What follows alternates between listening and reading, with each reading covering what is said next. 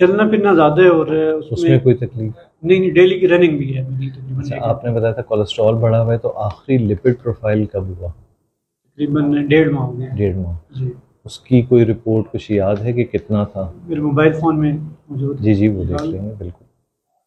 अच्छा, इसमें जो धड़कन वाली कैफियत हुई है, इस दौरान कभी ईसीजी हुई है धड़कन के दौरान? जी जी हुई है। हुई है। जी। वो ईसीजी है मोबाइल में?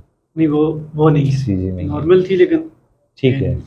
इसमें ना ज़्यादा कैफियत तो ये लग रही हैं, ये जो धड़कन और टांग हिलना और हाथ, ये सब सारी तरह कैफियत, अल्लाह का शुक्र है, ये दिल वाली नहीं है जी। ये सारी जहनी कैफियत वाली हैं। बाकी चलना फिरना, फिजिकल एक्टिविटी वो प्रॉपर है तो दिल की तरफ से ठीक है। दूसरा है कि कोलेस्ट्रॉल अगर बढ़ा हुआ है तो वो कंट्रोल रखना बहुत ज़रूरी है। उसमें मैं आपको बता देता हूँ, एलडीएल एक चीज़ होती है जी। वो आपका 130 से कम होना चाहिए एलडीएल। इसको देख लेते हैं, इसमें आपका 92 था।